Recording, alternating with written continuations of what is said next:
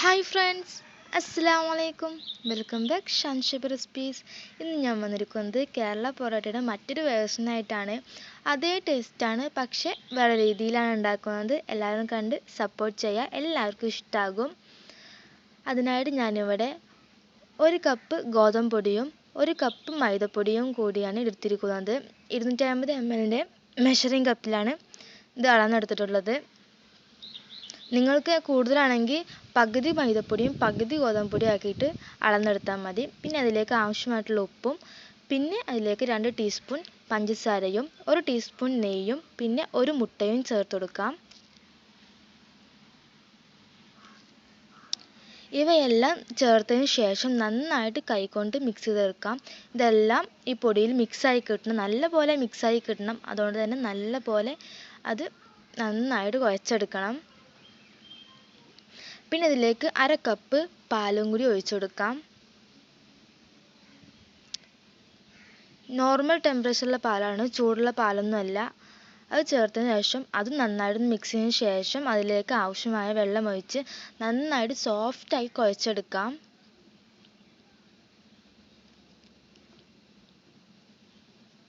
ഈ മാവ് ഞാൻ കുറച്ച് നേരത്തെ ഉണ്ടാക്കി വെക്കുന്നുണ്ട്. അതിനു മുമ്പ് എൻ്റെ ചാനൽ ഇതുവരെ സബ്സ്ക്രൈബ് ചെയ്തില്ലെങ്കിൽ സബ്സ്ക്രൈബ് ചെയ്യണേ. അതിന് തൊട്ടടുത്തൊരു കുഞ്ഞു ബെല്ലൈക്കൺ കാണും, അതൊന്ന് പ്രസ് ചെയ്ത് ഓൾ എന്ന് ക്ലിക്ക് ചെയ്യുക. എന്നാൽ ഞാൻ എല്ലാ വീഡിയോസും നിങ്ങൾക്ക് നോട്ടിഫിക്കേഷനായിട്ട് വരുന്നതാണ്. അപ്പോൾ മാവെല്ലാം നല്ലപോലെ കുഴച്ചെടുത്തിട്ടുണ്ട്. ഇതിലേക്ക് 1 ടീസ്പൂൺ സൺഫ്ലവർ ഓയിലാണ് ഒഴിക്കുന്നത്. അത് ചേർത്തതിന് ശേഷം നന്നായിട്ടൊന്ന് കുഴച്ചെടുക്കാം. നല്ലപോലെ ഒന്ന് കുഴച്ചതിന് ശേഷം വീണ്ടും 1 ടീസ്പൂൺ ഓയിൽ ചേർത്ത് കൊടുക്കാം. എന്നാൽ നല്ലപോലെ ഒന്ന് കുഴച്ചതിന് ശേഷം നമുക്ക് റെസ്റ്റ് ചെയ്യാൻ വെക്കാം. ഞാനിപ്പോൾ ഈ മാവ് കുറച്ച് നേരത്തെ റെഡിയാക്കുന്നുണ്ട്. എന്നാൽ നമ്മൾ കടിയെല്ലാം റെഡിയാക്കുമ്പോൾ ടൈമിൽ നല്ല സോഫ്റ്റായിട്ട് കിട്ടും. ഞാൻ ഒരു 4 മണിക്കൂറെങ്കിലും ഇത് റെസ്റ്റ് ചെയ്യാൻ വെക്കുന്നുണ്ട്. നിങ്ങൾ ഒരു മാക്സിമം 3 മണിക്കൂർ അല്ലെങ്കിൽ 2 മണിക്കൂറെങ്കിലും റെസ്റ്റ് ചെയ്യാൻ വെക്കണം. നല്ലപോലെ സോഫ്റ്റായി കിട്ടും. ഇപ്പോൾ ഒരു 4 മണിക്കൂർ കഴിഞ്ഞിട്ടുണ്ട്. നല്ലപോലെ സോഫ്റ്റായിട്ടുണ്ട്. നിങ്ങൾക്ക് കണ്ടാൽ തന്നെ മനസ്സിലാവുന്നുണ്ടാവും എത്രത്തോളം സോഫ്റ്റ് ആണെന്ന്. നല്ലപോലെ ഒന്ന് കുഴച്ചെടുക്കാം.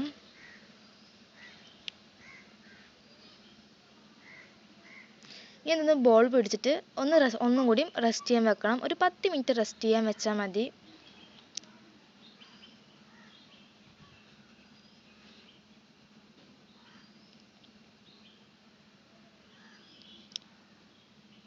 നിങ്ങൾക്ക് എങ്ങനെയാണോ ബോൾ പിടിക്കാൻ അറിയുന്നത് അതുപോലെ ചെയ്താൽ മതി. ഇവിടെ ഞങ്ങൾക്കും അറിയൊന്നും ചെയ്യില്ല, ഞങ്ങൾക്ക് കഴിവിൻ്റെ പരമാവധി ഞങ്ങൾ ബോൾ പിടിച്ച് റെഡിയാക്കിയിട്ടുണ്ട്.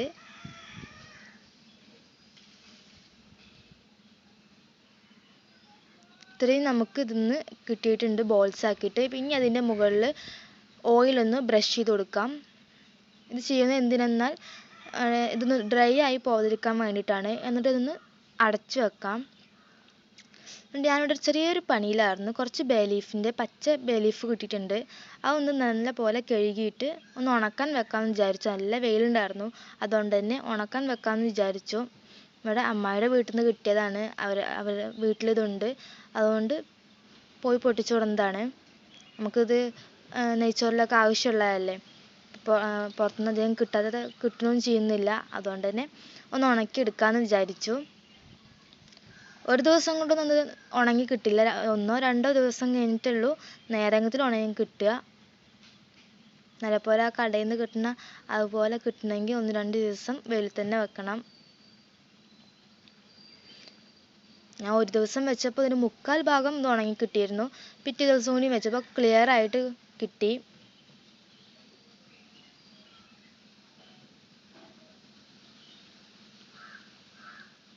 ഇത് 2ാമത്തെ ദിവസം വെച്ചതാണ്.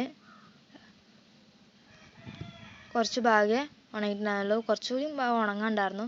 അപ്പോൾ ഇത് ഫുള്ളായിട്ട് ഉണങ്ങിയിട്ട് നമുക്ക് കടയിൽ നിന്ന് കിട്ടുന്ന ആ ഒരു പരുവത്തിൽ കിട്ടിയിട്ടുണ്ട്. പിന്നെ ഞാനൊരു കണ്ടെയ്നറിലാണ് സൂക്ഷിച്ച് വെക്കാറ്. അടച്ചു വെച്ച് ഇതാക്കുകയാണ് ചെയ്യാറ്.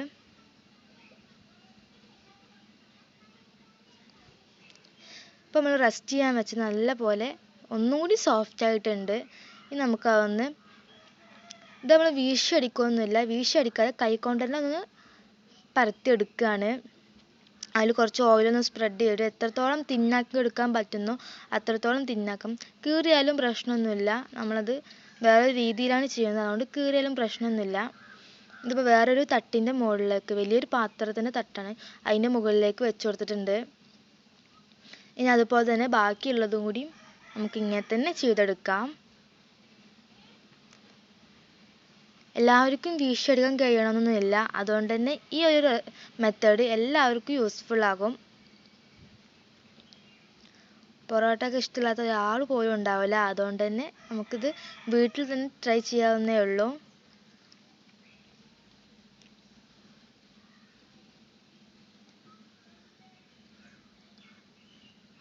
ഇതുപോലെ കൈകൊണ്ടൊന്ന് നൈസാക്കിയിട്ടൊന്ന് പരത്തിയെടുത്താൽ മതി. കുറച്ച് ഓയിലൊക്കെ ഇതിൽ, കുറച്ച് കൂടുതൽ ഓയിൽ നമ്മൾ ഇതിൽ യൂസ് ചെയ്യുന്നുണ്ട്. പൊറോട്ടക്ക് എന്തായാലും ഓയിൽ യൂസ് ചെയ്യണം, കൂടുതൽ ആവശ്യമാവും.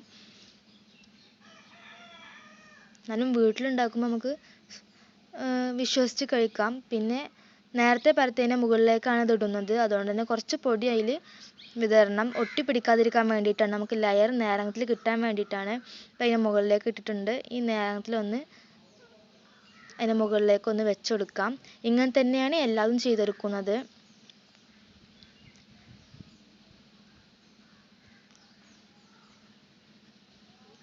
ബാക്കിയുള്ളതും ഇതുപോലെ തന്നെ ചെയ്തെടുത്തിട്ട് നോക്കാം.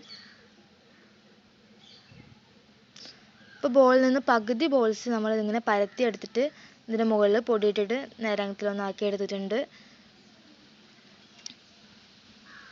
ഇതൊന്ന് നമുക്ക് ചപ്പാത്തി കോലയിൽ വെച്ചിട്ട് ഒന്ന് പരത്തിയെടുക്കണം,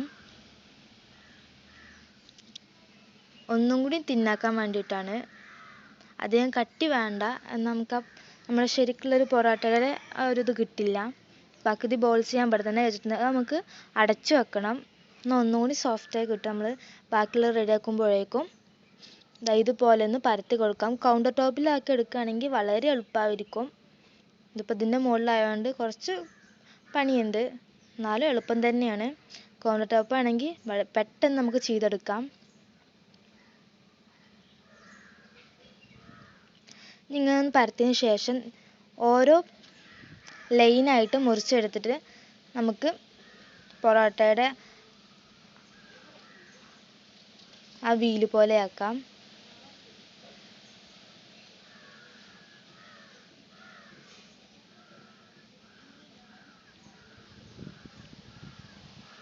ഇതുപോലെ ഒന്ന് ചുറ്റി കൊടുത്താൽ മതി. നിങ്ങൾക്ക് വേണമെങ്കിൽ വിരൽ അല്ലെങ്കിൽ ചുറ്റി കൊടുക്കാം. ഇവിടെ ഞങ്ങൾക്ക് ഇതാണ് സിമ്പിള്, ഇതാണ് സിമ്പിൾ എന്ന് പറഞ്ഞത്.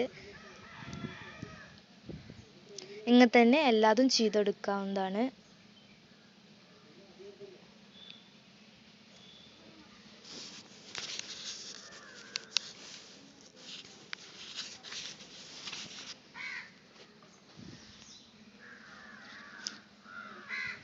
അപ്പോൾ ബാക്കിയുള്ളതും ഇതുപോലെ ചെയ്തെടുത്തിട്ടുണ്ട്. ഞാൻ ഒന്നുകൂടി കാണിച്ചു തരാം. ഇങ്ങനെയാണ് ഉമ്മ ചെയ്യുന്നത്. നിങ്ങൾക്ക് വേണമെങ്കിൽ വേണമെങ്കിൽ എക്സ്പേർട്ടൊക്കെ ആണെങ്കിൽ അങ്ങനെ ചെയ്തെടുക്കാം. ഞങ്ങൾ എക്സ്പേർട്ടൊന്നുമല്ല, എപ്പോഴും ഉണ്ടാക്കുന്ന കാര്യമൊന്നുമല്ല പൊറോട്ട, എപ്പോഴെങ്കിലും ഉണ്ടാക്കുന്നതാണ്. ഇത്രയും വീൽസ് നമുക്ക് കിട്ടിയിട്ടുണ്ട്. ഇനി അതിലൊന്ന് നമുക്ക് എണ്ണ ഒന്ന് ബ്രഷ് ചെയ്തെടുക്കാം. ഇനി ഇത് റെസ്റ്റ് ചെയ്യാൻ വെക്കുകയൊന്നുമില്ല, ബ്രഷ് ചെയ്തിട്ട് ഒന്ന് മാറ്റി വെക്കുക. എന്നിട്ട് ഓരോന്നെടുത്തിട്ട് നമുക്കൊന്ന് കൈകൊണ്ടൊന്ന് പരത്തിയിട്ട് പിന്നെ റോൾ വെച്ചിട്ടൊന്ന് പരത്തിയെടുക്കാം. ഇതുപോലെ ഒന്ന് പരത്തിയിട്ട് ചപ്പാത്തി റോളൊന്ന് വെച്ചിട്ട് നമുക്കിങ്ങനെ ഒന്ന് പരത്തിയെടുക്കാം. ഇത്രയേ ഉള്ളൂ. ഇനി ഇതൊന്ന് തിന്നാക്കി പരത്തിയെടുക്കണം, എന്നിട്ട് ചുട്ടെടുക്കുക. അത്രയേ ഉള്ളൂ. നമ്മുടെ പൊറോട്ട റെഡി ആയിട്ടുണ്ട്. വളരെ സിമ്പിളായിട്ടുള്ളൊരു പൊറോട്ട റെസിപ്പിയാണിത്. എല്ലാവർക്കും ഇഷ്ടമാകും, കാരണം എളുപ്പമാണ് ഉണ്ടാക്കാൻ. വീശടിക്കേണ്ട ആവശ്യമൊന്നുമില്ല. ആ ഒരു ടേസ്റ്റ് ഇതിന് കിട്ടും, വീശടിക്കാതെ തന്നെ കിട്ടും. നല്ല നൈസായിട്ട് പരത്തിയെടുത്തിട്ടുണ്ട്. കണ്ടോ, ഇത്രയും നൈസാണ്. നിങ്ങൾക്ക് കാണുമ്പോൾ തന്നെ മനസ്സിലായിട്ടുണ്ടാകും എത്രത്തോളം നൈസാണെന്ന്. ആ ലെയറെല്ലാം ഇതിലേക്ക് നേരത്തിൽ കാണുന്നുണ്ട്. ഈ ചട്ടി ഒന്ന് ചൂടായതിനു ശേഷം അതിലേക്ക് ഓയിലൊന്ന് ഗ്രീസ് ചെയ്തിട്ട് അതിലേക്ക് നമുക്ക് പൊറോട്ട ഒന്ന് വെച്ചെടുക്കാം. നല്ലപോലെ ചൂടാവണം, പിന്നെ ദോശച്ചട്ടിയാണ് ഞാനിവിടെ യൂസ് ചെയ്തിരിക്കുന്നത്. ഞാൻ ഇതിൻ്റെ മുകളിലേക്ക് ഇടയ്ക്കിടയ്ക്ക് ഓയിലൊന്ന് ബ്രഷ് ചെയ്ത് കൊടുക്കണം. അധികമൊന്നും വേണ്ട, കുറച്ച് മതി.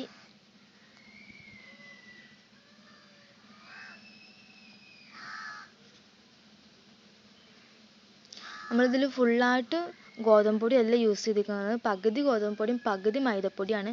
അതുകൊണ്ട് തന്നെ സോഫ്റ്റ് ഉണ്ടാവും. ഗോതമ്പ് പൊടി മാത്രമാണെങ്കിൽ അത്ര വലിയ സോഫ്റ്റ് ഉണ്ടാവില്ല, കുറച്ച് കട്ടി ഉണ്ടാവും.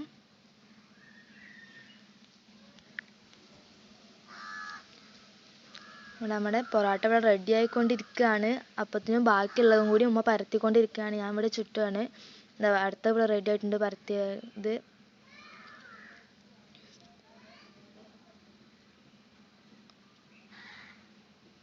ആ പൊറോട്ടയുടെ ആ സ്ട്രക്ചറൊക്കെ വന്നിട്ടുണ്ട്. ഇനി നമുക്കിതൊന്ന് അടിച്ചെടുത്താൽ ആ പൊറോട്ടയുടെ അതേ ഷേപ്പ് ലെയറായിട്ട് നമുക്ക് സെപ്പറേറ്റ് ആയി കിട്ടുന്നതാണ്. ഇനി ബാക്കിയുള്ളതും കൂടി ഒന്ന് ഇങ്ങനെ ചുട്ടെടുക്കാം. പകുതി ഇങ്ങനെ ചുട്ടെടുത്തതിന് ശേഷം നമുക്കൊന്ന് അടിച്ചെടുക്കാം.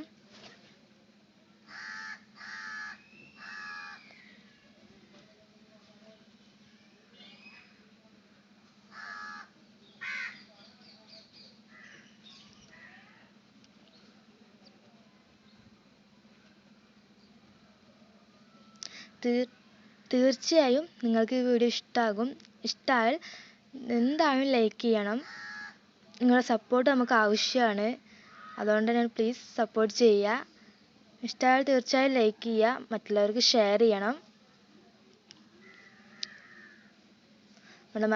അടുത്ത പൊറോട്ടയും റെഡി ആയിട്ടുണ്ട്. നമുക്കൊന്ന് മാറ്റാം.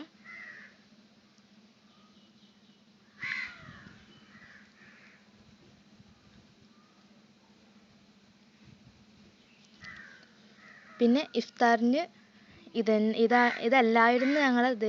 പിന്നെ പെട്ടെന്ന് തോന്നിയൊരു ഉണ്ടാക്കലാണ്. അതുകൊണ്ട് കൂടുതലൊന്നും ഉണ്ടാക്കിയിട്ടില്ല, കുറച്ചേ ഉണ്ടാക്കിയിട്ടുള്ളൂ. ബാക്കിയുള്ളത് ഇടിയപ്പമാണ് ഉണ്ടാക്കിയത്.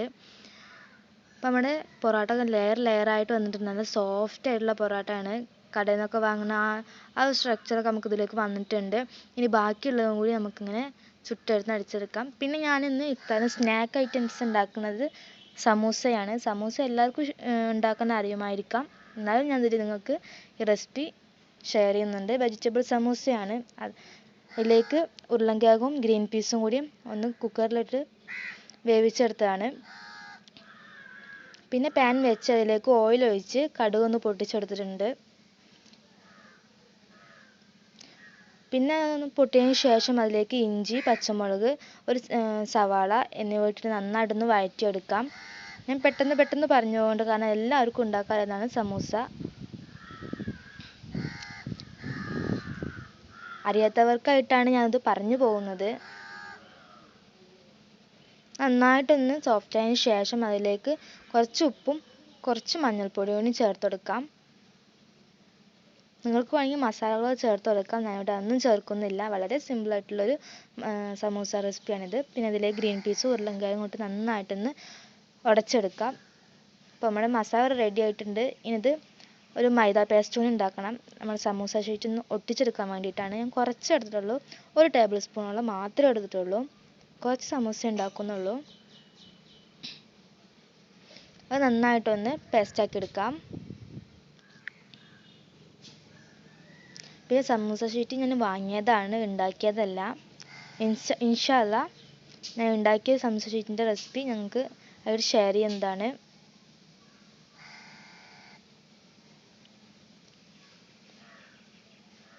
അപ്പോൾ എല്ലാം ഇവിടെ റെഡി ആക്കിയിട്ടുണ്ട്. നമുക്കിത് സമൂസ റോൾ ചെയ്തെടുക്കാം. എല്ലാവർക്കും അറിയുമെന്നല്ല, എന്നാലും ഞാൻ ഇതിലേക്ക് ഷെയർ ചെയ്യുന്നുണ്ട് എങ്ങനെ ഞാനിവിടെ റോൾ ചെയ്തെടുക്കുന്നതെന്ന്. ഇതുപോലെയാണ് ഞാനിവിടെ സമൂസ ഉണ്ടാക്കുന്നത്. ചിലർക്ക് അറിയുന്നുണ്ടാവില്ല, അതുകൊണ്ടാണ് ഞാനിത് ഷെയർ ചെയ്യുന്നത്. പിന്നെ അതിലേക്ക് മസാല ഫില്ല് ചെയ്തിട്ട് ഒന്നും കൂടി ഒന്ന് റോൾ ചെയ്ത് പിന്നെ അതിലേക്ക് മൈദയുടെ പേസ്റ്റ് ഒന്ന് ഒട്ടിച്ചു കൊടുക്കാം.